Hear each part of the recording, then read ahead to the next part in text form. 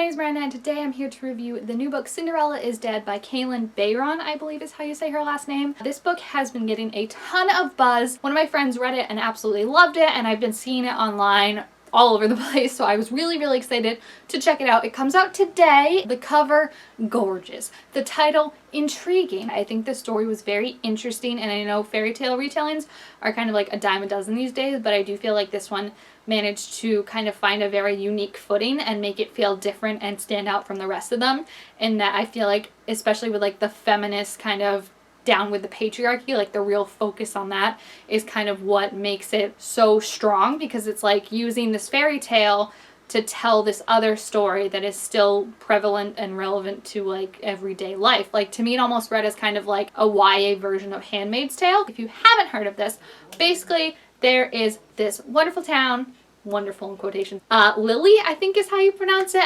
and it's ruled with a iron fist by King Manfred, who is the like descendant of the OG Prince Charming, who obviously found Cinderella, fell in love, married her, and Cinderella has been dead for 200 years now at this point, but her story is like this example of what all the girls in the village and town must live up to. Like, they all are forced to go to a ball when they turn 16 to find a like potential suitor, and like when I say find a potential suitor, like they go, they dress up, and then a guy is like, that one, I want her. Like, they really don't have any say in it. You have to go to the ball or else you're arrested and made a forfeit, and if no one picks you by your third ball, you are also made a forfeit, which a forfeit is basically like you're just taken away from your family and no one ever really sees or hears from you again. So it's obviously like not good. And Sophia, our girl, our queen, if you will, she doesn't want any part of this. She's like, this is dumb, this is stupid, like why do I have to do this? I'm only 16. I'm not interested in finding any man. She's actually in love with her best friend Erin and wants to be with her and run away with her. She's like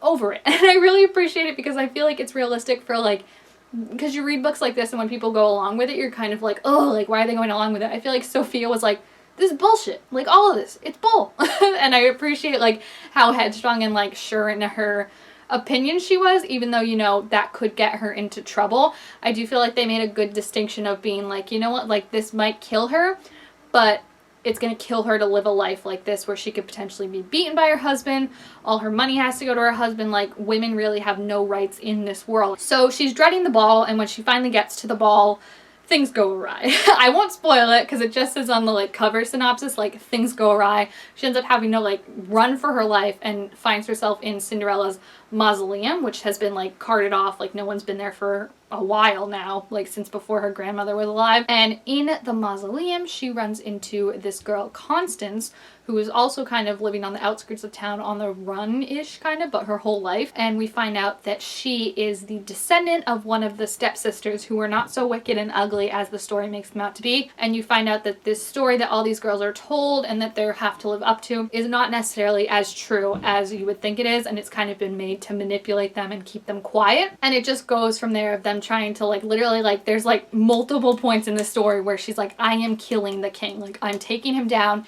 And I was just like, you know what, girl, you do you. Because I feel like, honestly, in some other books, they would be like, you know what, I'm just gonna try and run away and just like live my life, and you know, like something else would happen that they'd be like, okay, now like I have to go after the king. No, this biatch from the start was like, I'm going after the king. And I was like, yes, queen. Like, I loved Sophia so much, and Constance and her had such a cute relationship, because I love how like you get like that like instant love with guys, I feel like all the time, like male love interest, but it was nice to see like Sophia, who's like so smart and intelligent, just turn into like just like she couldn't think of anything with Constance around, because it was just like lady hot, like brain can't focus on anything else. Like, that was really cute. And the whole story itself was very interesting. It's a journey adventure kind of, which sometimes I don't like, because I'm like, all right, let's just like get to the point of where we're trying to go in the journey. But this was like a journey with a purpose, whereas like it's not, they're just like going from point A to point B. Like, they're doing stuff along the way, and they're kind of figuring more stuff out about the Cinderella myth, what's true, what's not true. It's very like, there are lines that I read and I was like, yes, queen, because they don't shy away from being like, this is wrong, we're taking down the patriarchy, like these men that have enabled this king and this king all need to go. Like, like these outdated laws are disgusting and vile, they're horrible for women, they're horrible for LGBT people, they're horrible for like just anyone who the king doesn't like, and it's just awesome to see them do that. I do have to say too, I've seen some people can, like, I think don't like the book because the world building they say is not well developed enough, but I kind of felt like the world building was perfect for the story because it's a standalone book. I originally thought it was gonna be like a trilogy or something, and I do think it easily could have been a trilogy, so I really applaud the author for being like, no, I'm writing a standalone book for this, especially as like someone recovering as a YA reader from like the 2010 to 2015 period when every single freaking thing that came out was a trilogy.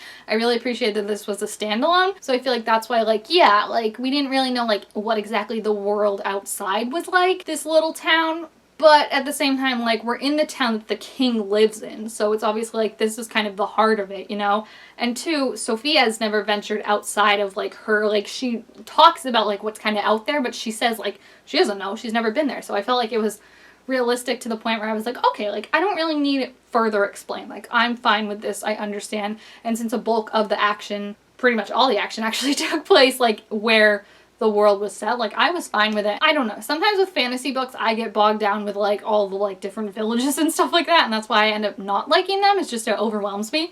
So to have something that was just kind of like, all right, we're set in like this one town, don't worry about everything else that's going on, like it's not as important, like they're just like kind of outer ruled, like I appreciated that, you know. And I will be interested to see like if there's kind of maybe like a sequel or like a connection book, because they did mention some other, or they mentioned at least one other princess who was out there back in the day, so I would be interested to see if maybe like she or her descendants live in a different village or something and kind of like maybe do it that way. It would be interesting. I do feel like the book wraps up pretty well though, everything that's happening, and maybe like, yeah, I think just like seeing maybe something in like a different kind of town that's like connected but not the same characters would probably be the best bet for this. And along the way there are just some crazy things that happen, guys. Like I have to talk about them. So for like the duration of like me having my hand up, spoilers. So if you haven't read the book, just like wait till you see my hand is down. I'll put a little thing in the comments about when the spoiler section is.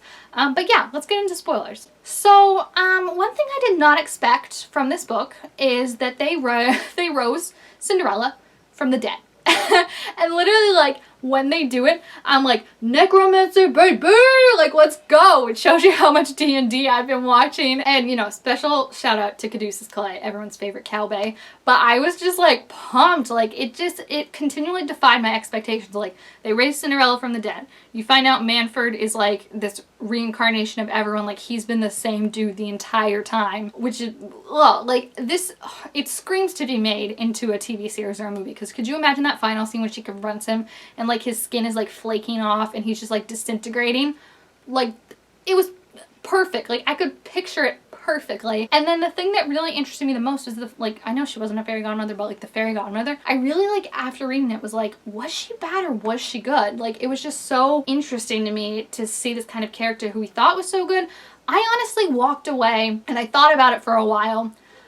I think she was good. I think she did some bad things, obviously, but I think at the end of the day, she truly did want to help Sophia and Constance, and I feel like she pretended to be like, you know, like she was on the king's side, but I feel like maybe she kind of had to, and then I feel like she had to die for them to be able to kill the king. So maybe there's like something like, I think it would have been a little bit better if like maybe they had mentioned like part of the spell was like she can't kill herself, or like, you know, like she has to be killed by someone else to sever the tie between her and Manfred.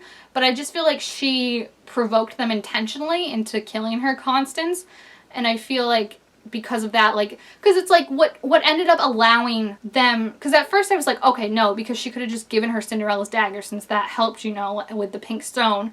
But then I was like, no, because even if Sophia had Cinderella's pink dagger, like she still wouldn't have been able to kill her because Manfred's life force is connected to Amnia's, or however you say it. So I feel like Amnia had to die no matter what. So I feel like, yeah, she like intentionally, like she was helping them at the end. But I don't know, I honestly feel like you could make a case for either way. So it was very, very interesting. Hands going down now.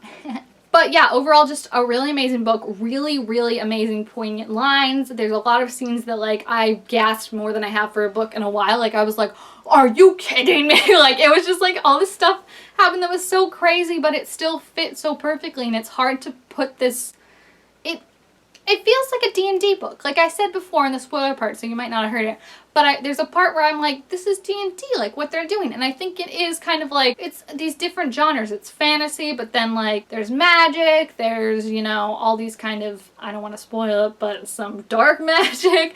Like there's all these different elements that I feel come together to make it feel really unique, but also really, really, really good. And I really, really loved it. So if you have read this book, please feel free to leave your thoughts about it down below in the comments. Also make sure this video thumbs up if you enjoyed it, and I will see you guys next time. Bye!